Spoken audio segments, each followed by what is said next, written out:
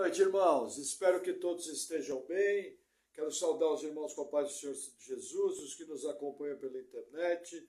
Vamos ao nosso texto base, Evangelho de Lucas, capítulo 22, versículo 47. Diz assim a palavra do Senhor.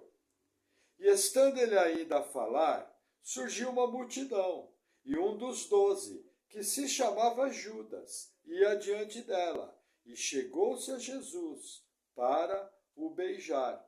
E Jesus lhe disse: Judas, com um beijo traís o Filho do Homem? Até aqui. Veja, irmãos, relembrando, na última palavra, no domingo, tivemos a última ceia. Jesus anunciou que um deles iria trair. Pelos outros evangelhos, nós sabemos que Jesus indica que foi Judas, ele molha o pão no vinho, entrega para Judas e fala, vai o que tem que fazer. E aí eles vão para o Getsemane. Era hábito de Jesus sempre dormir fora de Jerusalém. Que informação que eu dei importante. Se você seguir as pernoites no Evangelho de Marcos, você tem toda a cronologia da última semana de vida de Jesus. Desde o dia 10 de Nissan até o dia 18 de Nissan, está tudo lá. Todas as noites, basta seguir com atenção. Inclusive, nós temos no canal da igreja falando da semana de morte de Jesus. Agora, o que acontece? Jesus vai para o Getsemane orar, mostrando o quê? A importância de oração, relembrando. Jesus orou da seguinte forma, Senhor, se quiseres, afasta de mim esse cálice. Mostrando que não existe nenhum problema você orar diante de Deus quando a situação está difícil.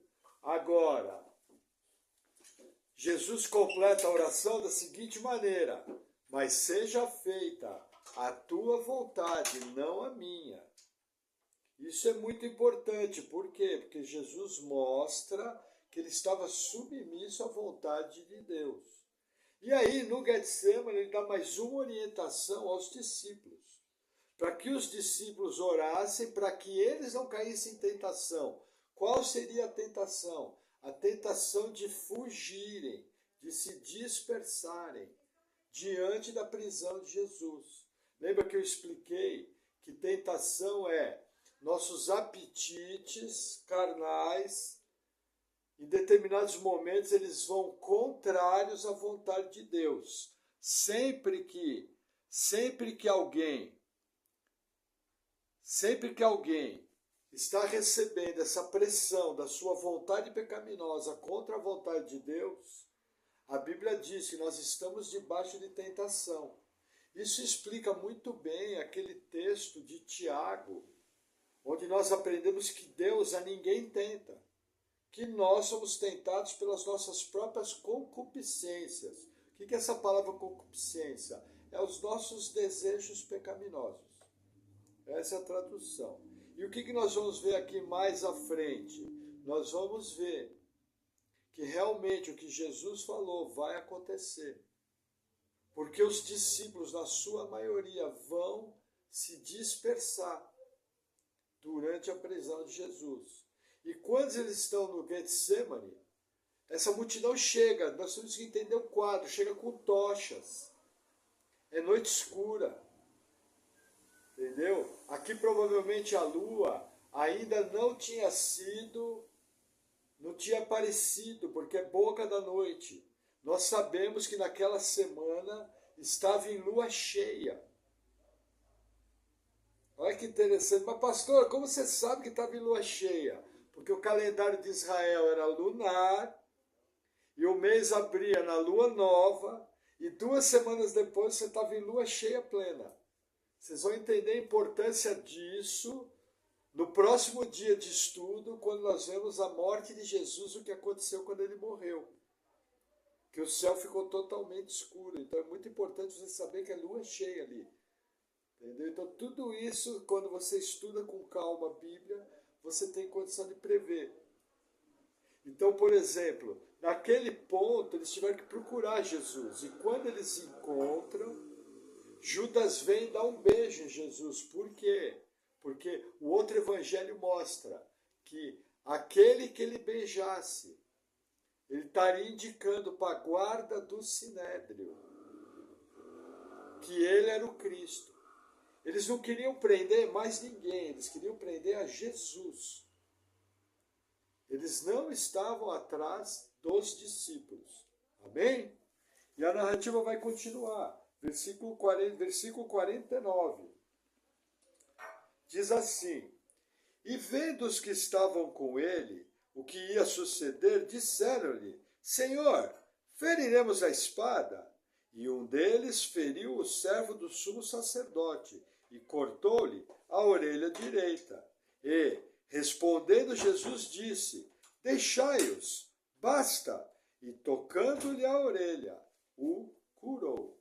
Lembra no último diálogo na ceia que Jesus falou: Olha, eu enviei vocês sem nenhum mantimento, agora vocês comprem uma túnica, vocês se preparem, inclusive quem não tem uma espada, compra uma. O que Jesus estava falando?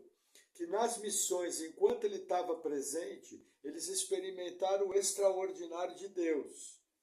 Mas que a partir dali, além do extraordinário de Deus, eles também iam ter que viver pelo ordinário, organizando sua vida prática. Ao acontecer essa prisão, qual foi a primeira pergunta dos discípulos? Senhor, vamos usar a espada? Eu tenho que lembrar, o ambiente judaico. Para os judeus, o Messias era um grande chefe militar. Então, o que eles imaginavam?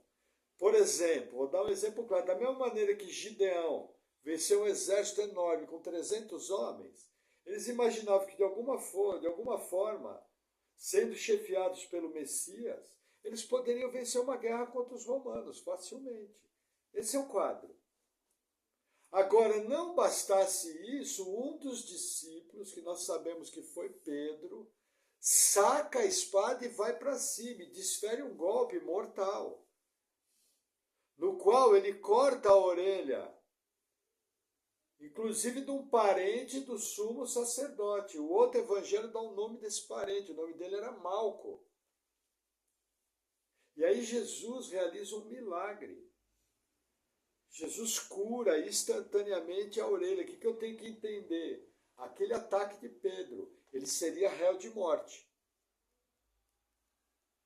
Se o ataque é certeiro, Pedro iria ser condenado à morte por atacar um membro da guarda. Entendeu? Um outro fato que acontece, registrado no outro evangelho. Quando eles perguntam se Jesus era Jesus, ele responde: sim, sou eu. Inclusive nas nossas Bíblias está em letra maiúscula, que é o termo de Deus, eu sou. Assim que Jesus fala isso, todos eles caem no chão. Despencam, desabam. Mostrando o quê? Que Jesus autorizou ser preso. O Deus, Criador do universo, que encarnou em corpo humano, que era 100% homem, 100% Deus, simplesmente autorizou ser preso. Porque ele sabia o que ele vinha fazer. Ele sabia que ele tinha que morrer daquela forma.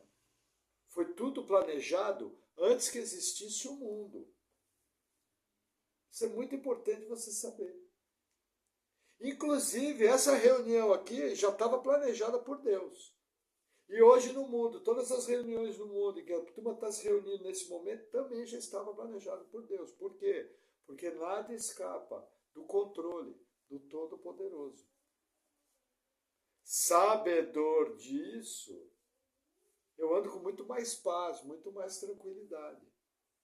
Jesus aqui autorizou ser preso. Imagina, se ele manda vir um anjo, matava mais da metade de Jerusalém inteira. Jerusalém tinha, em média, 500 mil habitantes. Um anjo matou do exército de Senaqueribe 185 mil homens numa noite. Está registrado na história. Tem descoberta arqueológica que o cronista dos assírios de Senaqueribe registra a mortandade que aconteceu. Só que ele não sabe explicar o que foi, ele acha que foi peste bubônica, aquela doença de rato. Mas ele não sabe explicar o que foi. Está registrado na história. Se eu não me engano, está no Museu de Berlim. Entendeu? essa é a natureza do nosso Deus. Amém?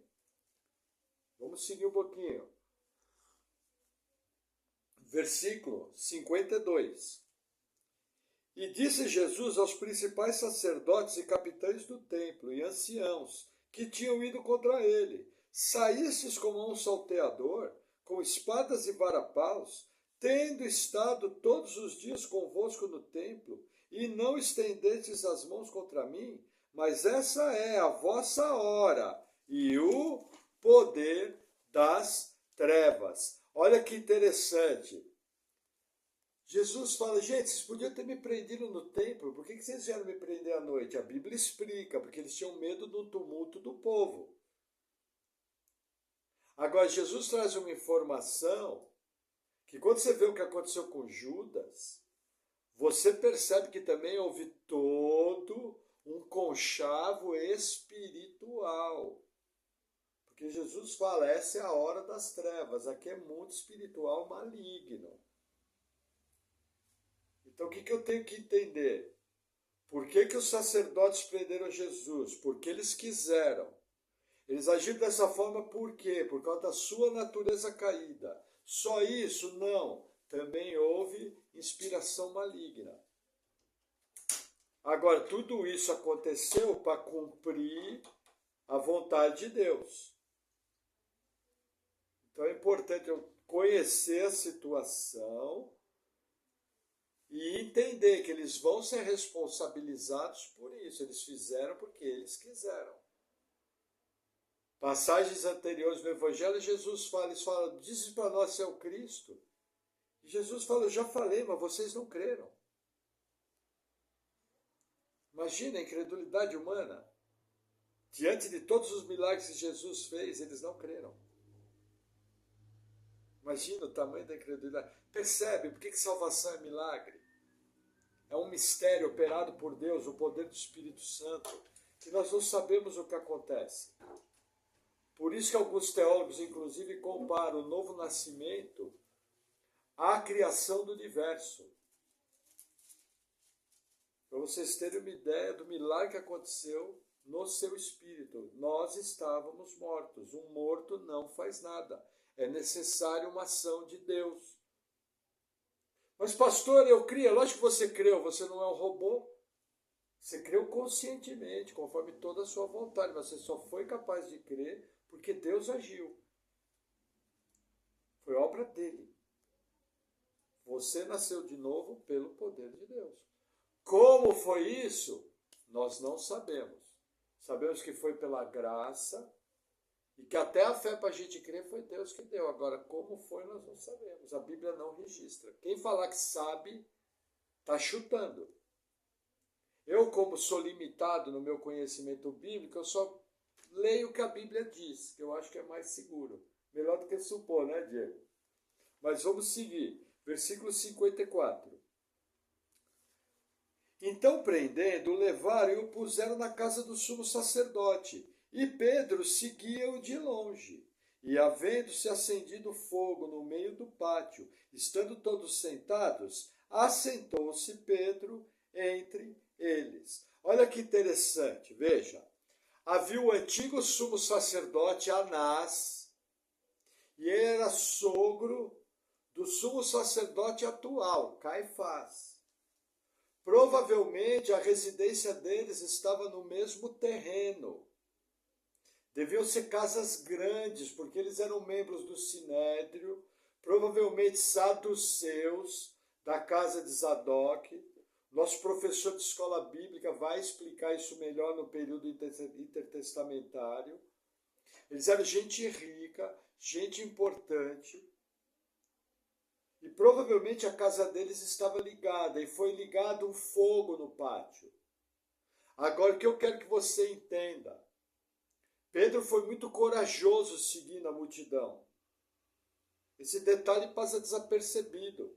Para vocês terem uma ideia, o outro evangelho registra que inclusive tinha um jovem, que o evangelho não diz quem foi, que estava seguindo a multidão, e eles tentaram prender o jovem. E quando eles tentaram prender o jovem, eles cataram na roupa dele E ele fugiu pelado, sem roupa, que para o judeu é um absurdo andar pelado. Então, para vocês entenderem o quê? Que Pedro aqui está sendo muito corajoso.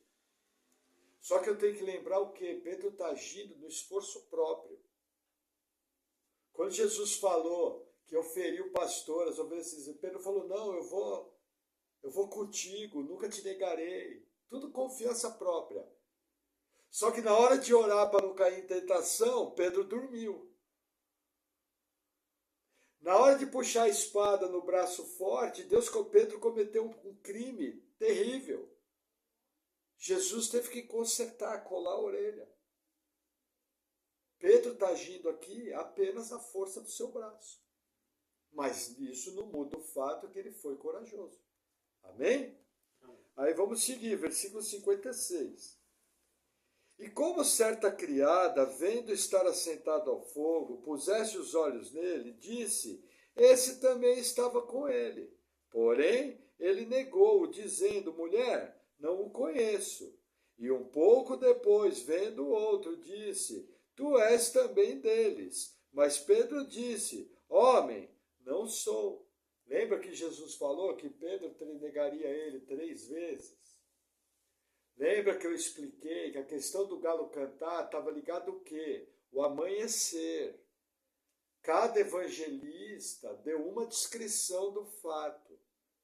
Mas o galo cantar aqui, o que é? Jesus estava falando, antes de amanhecer, você vai me negar 3 vezes. Agora, a maneira que eles descreveram, cada um chamou atenção numa ênfase. São narrativas. Aqui começa a se cumprir essa profecia. E aí eu fui pesquisar, e o que eu descobri? Que havia 2 maneiras deles identificarem que Pedro era galileu. Primeiro, pelas roupas. Por quê? Porque a Galileia era lá no Cafundó. Sabe a Vila Caixa Prego? Eram 50 quilômetros para frente. Era o fim do mundo. Aliás, na verdade, era 2 quilômetros para depois do fim do mundo. Então eles se vestiam que nem jeca. E eles falavam porta, bombeiro. Então só havia 2 maneiras de saber que ele era galileu. Uma pela roupa, outra pelo sotaque. Por isso que Lucas descreve que a serva olhou para ele. E falou, andava. Por quê? Porque a roupa entregou. Imagina aqueles queridos irmãos pentecostais, sabe aqueles irmãos da Assembleia de Deus, lá no Vale do Ribeira, que está 44 graus a essa hora da noite, o cara bota um terno fechado até aqui, vai louvar Deus na igreja. Ele, sua familhinha, e normalmente as irmãs de saia, cabelo comprido, que é o hábito deles. E aí você olha no caminho e fala, ó, estão indo para a igreja. Como é que você sabe? Porque são crentes, pela roupa. O que muita gente de maneira infeliz quer criticar, porque em vez de respeitar a maneira do irmão, que como eu digo, fazer o evangelismo que os irmãos da Assembleia de Deus fizeram no Brasil, ninguém quer fazer, só quer paulear. Entendeu? Mas o ponto aqui não é esse, é aquela questão de você às vezes olhar alguns grupos cristãos que são identificados pela roupa. Da mesma maneira, os galileus eram identificados pela roupa e pela maneira de falar. Eu lembro uma vez eu estava na montanha, cruzei um irmão da Assembleia de Deus. O jeito de falar pentecostal no último, para lá de pentecostal, muito querido. O que ele tinha de fazer na montanha? Eu, por exemplo, carnalzão, fui fazer trilha. Ele não, ele foi orar. Curioso, né? Até falei, irmão, ó, ora por mim. Lá fizemos uma oração junto depois. Mas percebe como às vezes nós somos precipitados em julgar os nossos irmãos? Entendeu? Mas no caso aqui, Pedro começa a cumprir a profecia de Jesus. E aí o texto continua, versículo 57. Espera aí, já li o 57, 50, vamos lá. 59. E passada quase 1 hora, um outro afirmava dizendo, também esse verdadeiramente estava com ele, pois também é galileu. E Pedro disse, homem, não sei o que dizes. E logo estando ele ainda a falar, cantou o galo. Ó, o 61 que vai falar, que legal. E virante o Senhor olhou para Pedro, e Pedro lembrou-se da palavra do Senhor, como lhe havia dito: antes que o galo cante hoje, me negarás 3 vezes. E saindo Pedro para fora, chorou amargamente. Olha que interessante, vamos ler a cena. Pedro estava no pátio. A Bíblia mostra que ele teve contato visual com Jesus dentro da casa. Isso quer dizer que Pedro estava na beira da fogueira, normalmente se reúne na beira da fogueira em círculo, entenda a cena. E ele se colocou numa posição estratégica para fingir ali, dando um migué, né, como a gente fala, e ficar vendo o que estava acontecendo com Jesus. Porém, quando o galo cantou, anunciando que o dia estava para despontar, Jesus fitou ele nos olhos, olhou bem no olho. E Pedro, quando olhou nos olhos do Senhor, saiu e chorou amargamente. Porque ele mesmo tinha falado: estou pronto para morrer contigo. Só que nós temos que lembrar que aqui não tinha acontecido ainda o Pentecostes. Pedro não tinha o Espírito Santo de maneira definitiva. Essa bênção, cumprida inclusive a nova aliança de Jeremias, que lá Deus fala: trocarei o coração de pedra e colocarei um coração de carne. Porém o meu Espírito, porém a minha lei no coração deles. Entendeu? Então Pedro fez o que provavelmente nós faríamos. Eu acho que eu faria até pior, eu nem ia atrás de Jesus.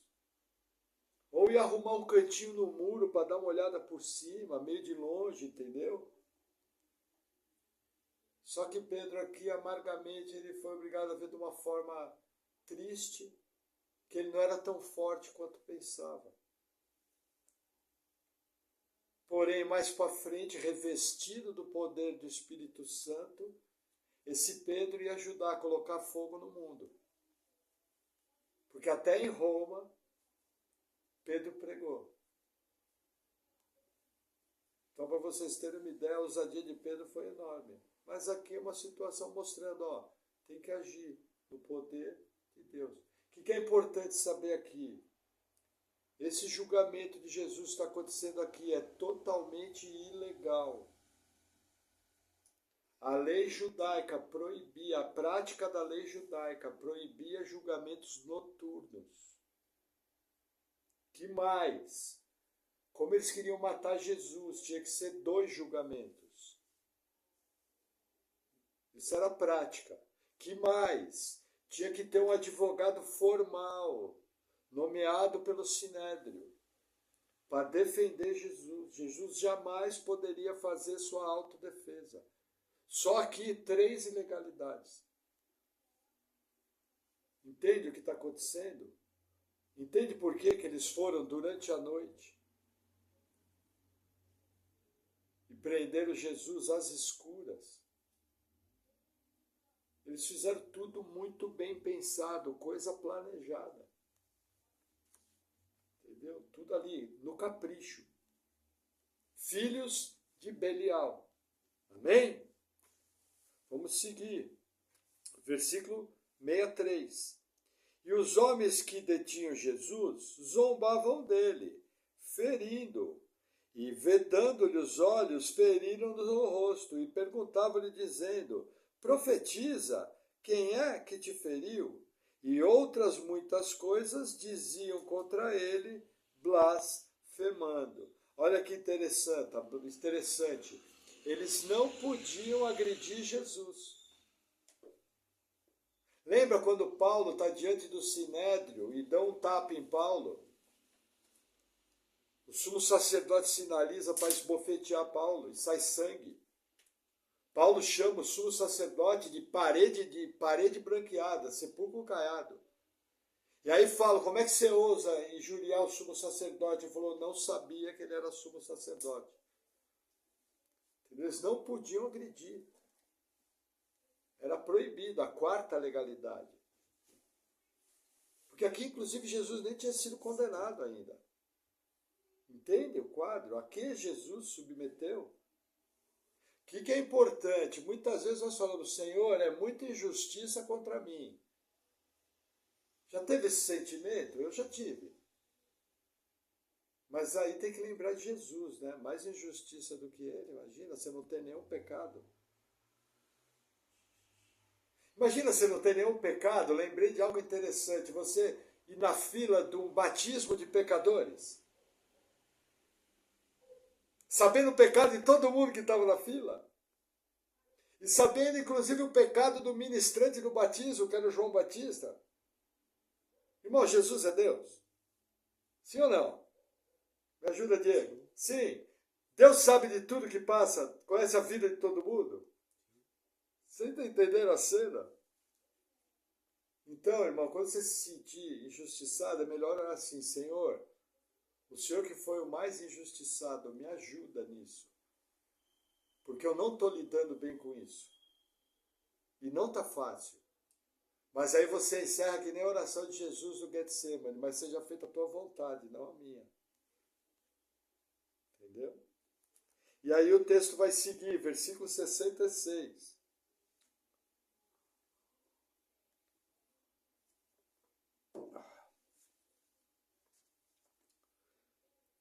E logo que foi dia, ajuntaram-se os anciãos do povo, e os principais sacerdotes e os escribas, e o conduziram ao seu concílio, e lhe perguntaram, és tu o Cristo? Dize-nos.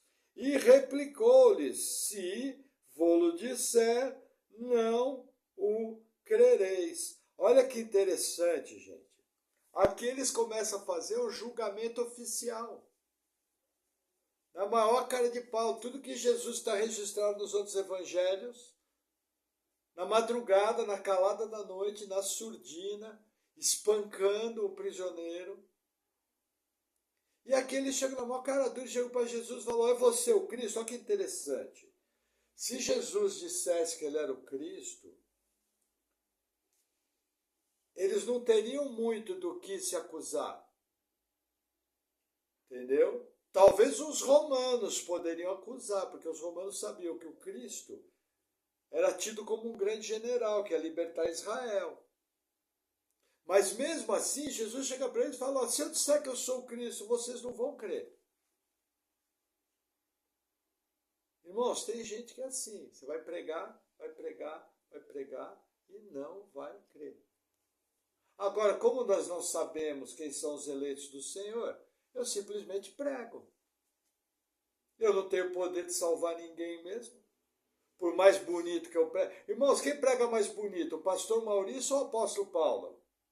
Não, vamos pegar um outro herói, Apolo, eloquente, igreja em Coríntios. Um camarada que fez frente a Pedro e a Paulo. Será que Apolo pregava bem? E Apolo pregou, muita gente não se converteu. Você já pregou, muita gente não se converteu. Eu já preguei, muita gente não se converteu. Porque nós não temos poder de salvar. Você não tem poder de sequer convencer, mostrar para a pessoa que biblicamente ela está errada. Porque às vezes a pessoa está cega, não quer ver, está cegada pelo pecado. O pecado cega os nossos olhos. Esses homens aqui estão cegados. Entendeu? E por isso estão cometendo uma injustiça. Irmãos, nós vamos ver o julgamento desses homens. Nós vamos ver a consequência do pecado deles. O grau de juízo que eles vão receber vai ser muito mais rigoroso. A Bíblia ensina isso. Muito mais rigoroso. Aquele guarda que obedeceu uma ordem e foi prender Jesus, se morreu sem a fé em Jesus, vai para o inferno, mas o grau de juízo é menor. Porque ele estava simplesmente fazendo o seu trabalho, obedecendo ordens. Para ele, está vindo lá buscar um prisioneiro e trazer. Agora, o guarda que zombou e agrediu, já vai ter um juízo maior, porque ele estava desobedecendo a lei. E assim sucessivamente vai. Entenderam como é que funciona? Estão entendendo os pontos do que está acontecendo aqui? E aí, outro detalhe que eu marquei aqui na minha folha. Pela lei do Sinédrio, o veredito final tinha que ter 2 dias para ser promulgado. Nenhum veredito de morte era aceito com menos de 2 dias. A quinta ilegalidade. É muita injustiça junto. Mas vamos seguir, versículo 68. E também, se vos perguntar, não me respondereis. Aí é o que Jesus fala. Nem me soltareis. Jesus sabia que não ia sair de lá.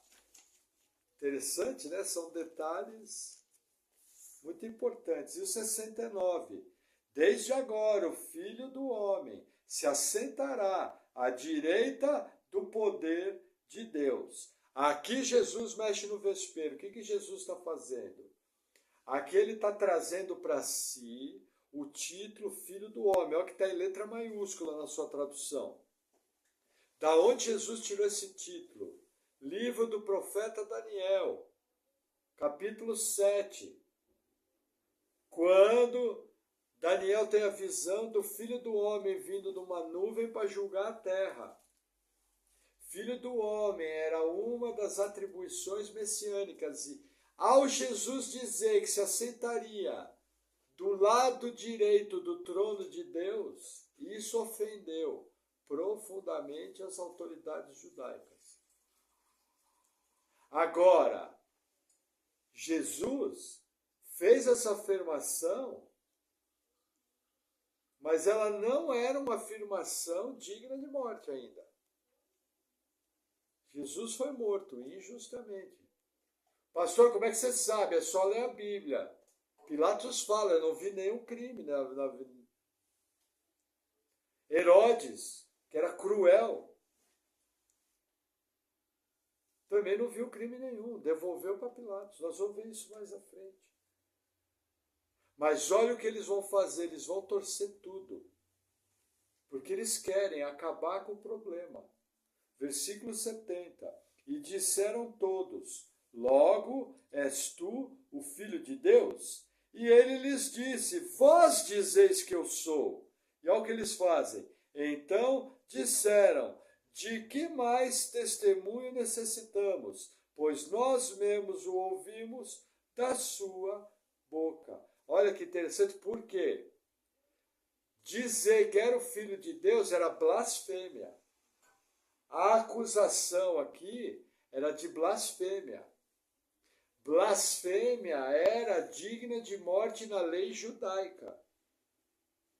Estevão, o primeiro mártir cristão, foi morto injustamente por blasfêmia.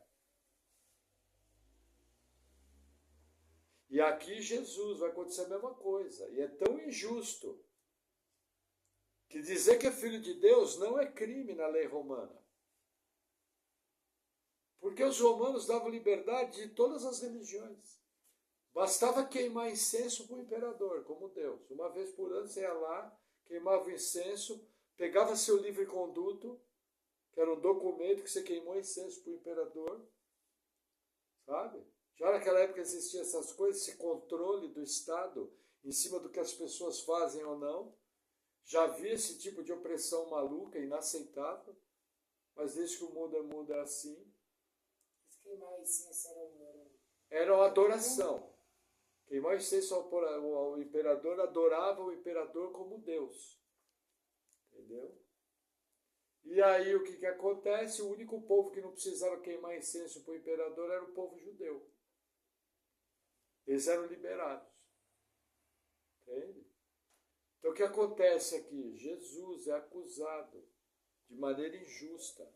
Mas a Bíblia mostra que nem Pilatos teve 2 chances de julgamento. Nós vamos ver mais à frente, vamos estudar junto, capítulo 23.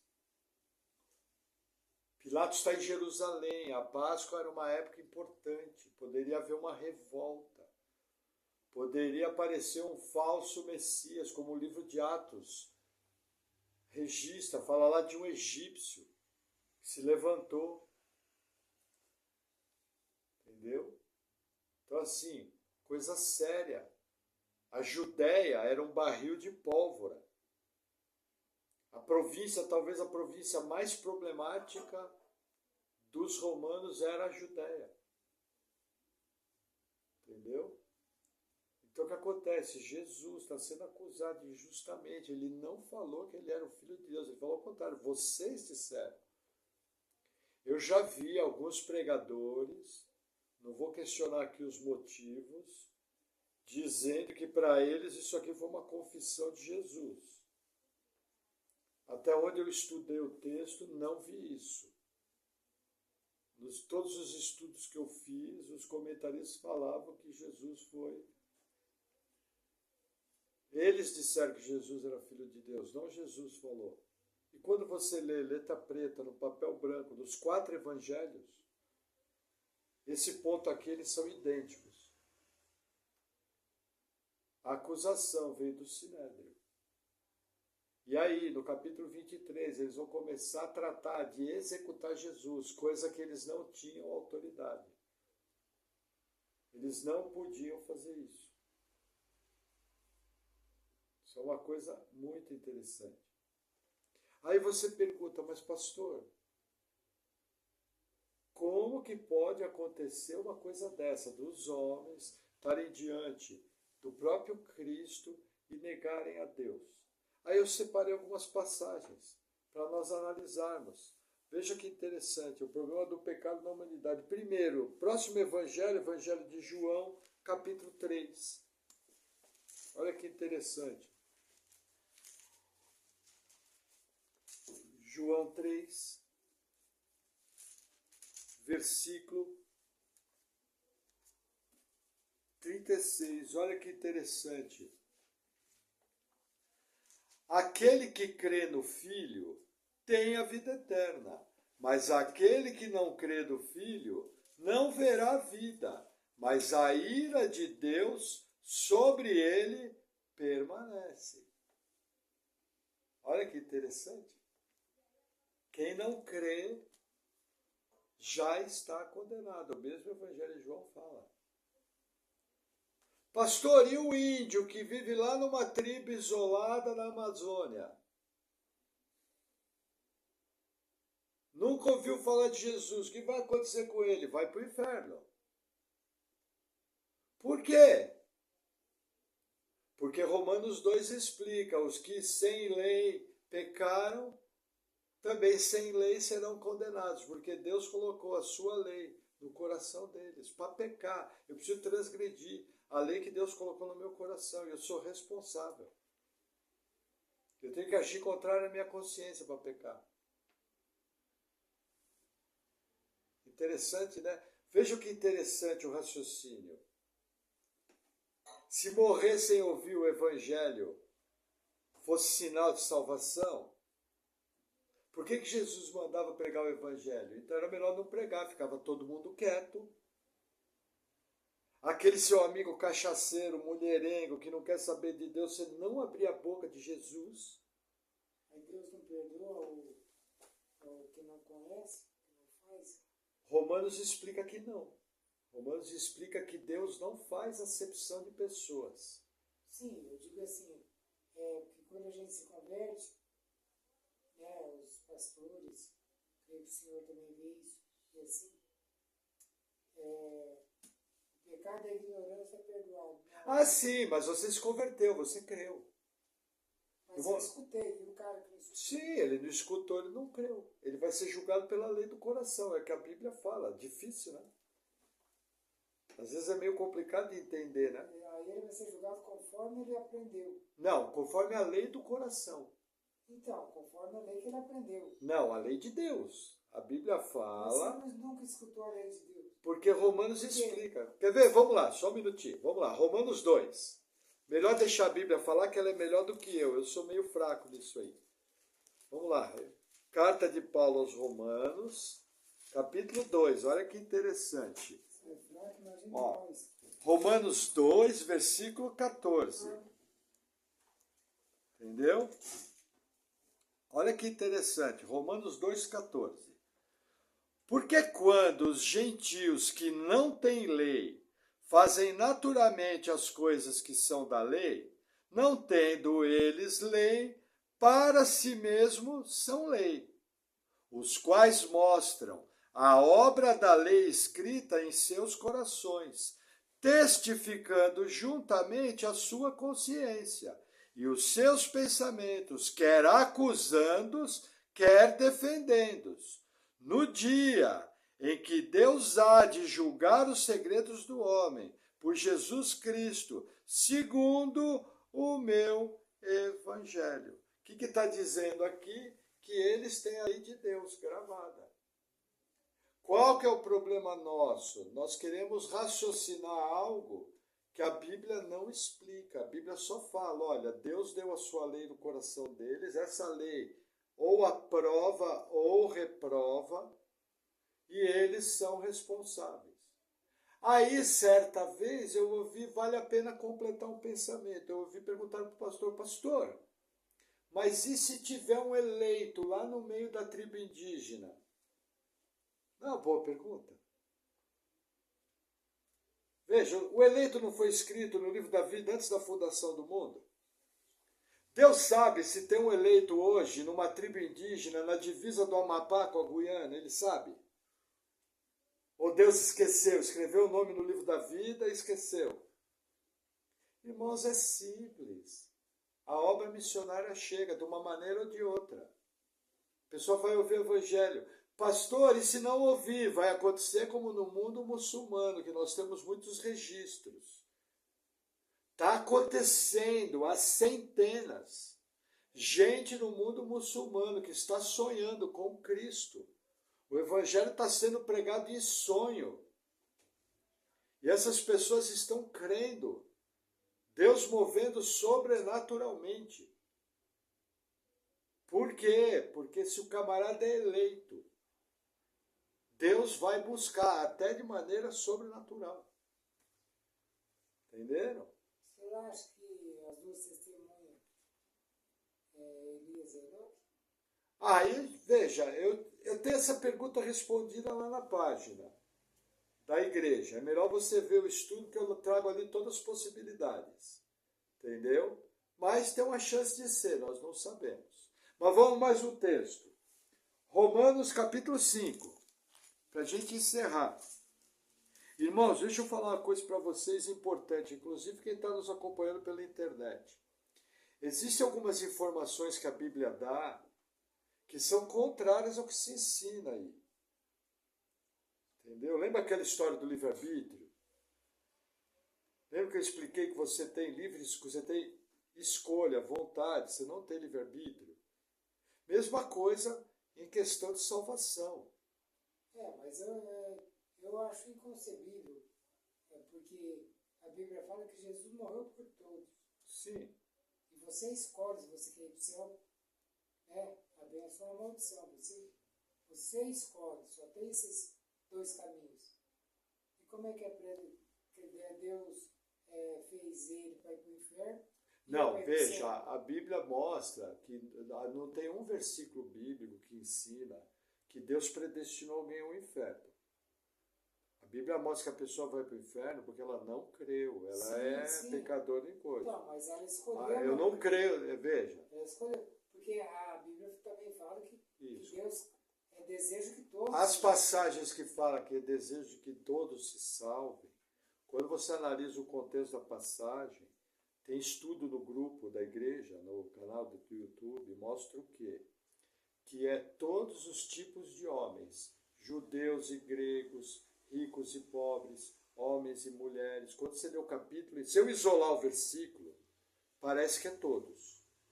Se eu leio o contexto do versículo e ligo... Calma, até que não. É melhor fazer o seguinte, não é o tema aqui, só estou mostrando o pecado. Depois eu te dou o canal da igreja, tem que estudar, porque eu mesmo levei 17, 18, 19 anos para entender a doutrina da predestinação. Eu pensava exatamente como você falou, e entendo os motivos. Mas quando nós lemos a Bíblia, nós percebemos que de uma maneira misteriosa, entendeu? Deus escreveu o nome dos salvos no livro da vida e ele vai lá buscar. E ele que faz toda a obra. Por isso que a glória da salvação é toda dele. Entendeu? eu creio Agora, nisso. isso. Agora, como ele faz isso, a Bíblia não explica. E aí os homens querem falar pelo raciocínio, aí cai nisso que você falou. Entendeu? Então eu tenho que lidar com duas coisas. Se eu disser que o homem creu, o mérito é do homem. Eu prefiro dizer o que a Bíblia diz, eu não sei como foi, então o mérito é 100% de Deus. Aí é uma escolha de cada um. Tanto é que aqui na igreja, quem crê como você, eu não tenho nenhum problema, só peço para não ensinar isso. Que a visão da igreja é que foi Deus que salvou. Eu creio que faz parte de uma liberdade, entendeu? Mas depois eu vou te passar as passagens. Vamos ler esse Romanos 5, eu preciso encerrar. Romanos 5, versículo 9. Tá? Ó, vamos ler o 8. Mas Deus prova o seu amor para conosco, em que Cristo morreu por nós, sendo nós ainda pecadores. Logo, muito mais agora, tendo sido justificados pelo seu sangue, seremos por ele salvos da ira. E aí tem mais uma passagem, Romanos 9, versículo 22. Olha que interessante. Vamos ler o 21. Ou não tem o oleiro poder sobre o barro, para da mesma massa fazer um vaso para a honra e outro para a desonra? E que direis se Deus, querendo mostrar a sua ira e dar a conhecer o seu poder, suportou com muita paciência os vasos da ira, preparados para a perdição, para que também desse a conhecer as riquezas da sua glória nos vasos de misericórdia, que para a glória já dantes preparou, os quais somos nós, a quem também chamou, não só dentre os judeus, mas também dentre os gentios. Como diz em Oséias, chamarei meu povo ao que não era povo, e a amada a que não era amada. Olha o 16 o que diz. Olha o 14. Que diremos, pois? Que há injustiça da parte de Deus? De maneira nenhuma. Pois diz a Moisés, compadecer-me-ei de quem me compadecer, e terei misericórdia de quem eu tiver misericórdia. Assim, pois, isso não depende do que quer, nem do que corre, mas de Deus, que se compadece. Forte essa passagem, né? Qual é a pergunta aqui? Seguindo o exemplo de Jacó e Esaú, Deus escolheu a Jacó e rejeitou Esaú, mas os dois estavam na barriga da mãe, não tinham feito nada. E aí a turma pergunta para Paulo, mas peraí, como é que Deus escolhe um e não escolhe outro? E aí Paulo responde, mas não tem o oleiro poder sobre o vaso? Não depende de quem quer, depende de Deus. E aí você fica sem saber o que fazer. Você vai acreditar no homem que por conta própria, abaixo de um raciocínio, diz que a caneta está na mão do ser humano. Porque olha que interessante, se depender de eu crer, quando eu chegar no céu, no julgamento final, do lado de alguém que não creu, eu vou poder falar, eu criei, você não, vai para o inferno. Então eu tenho mérito. Deus fez a obra, mas eu criei. Entendeu? Aí vamos desdobrar esse pensamento. Aí, você está orando diante de Deus, Senhor, salva aquela pessoa. Aí já pensou se Deus te responde ou não? Ele tem livre escolha, eu já fiz tudo que eu tinha que fazer, ele que creia, está na mão dele. Eu prefiro orar, Senhor, Tu és o Todo-Poderoso. De uma maneira misteriosa que eu não entendo, o Senhor tem poder para salvar quem o Senhor quiser. Tem misericórdia daquela pessoa. Eu era mais cego do que ele. Por favor, Senhor, põe a Tua mão. Eu prefiro. É uma escolha que a gente tem que fazer. Agora, nas palavras da Bíblia, fala que não foi por obras, para que ninguém se glorie. Aí eu vou ter que lidar com a Bíblia. Aí eu prefiro lidar com o fato de eu não entender. Não entra na minha cabeça. Por isso que eu já tive esse raciocínio que você falou. É muito difícil para o ser humano entender que a salvação é uma obra 100% de Deus. O ser humano não pode fazer nada. Entendeu? Quem crê é ciente que é Jesus que faz a obra. Mas tem mérito, né? Não, Então essa é a discussão. Não, mas eu vou poder dizer, eu criei. Eu tenho mérito, o outro não creu, foi para o inferno. Esse é o problema, entendeu? Então quem escolhe essa linha de raciocínio vai ter que lidar com a questão da obra. Entendeu? Agora, quem escolhe a outra linha de raciocínio vai ter que lidar com o fato e falar, olha, eu não sei te explicar isso. A Bíblia não diz. E eu tenho que ser humilde e falar que a Bíblia não diz. A Bíblia só diz que Deus salvou, que deu a fé, que trocou o coração, que a obra é 100% dele. Isso a Bíblia diz. Como foi? Não sei. Então, uma escolha que nós temos que fazer. Por isso que até hoje existe essa discussão. Entendeu? É uma discussão legítima, não é heresia, não tem nada de errado. Tal.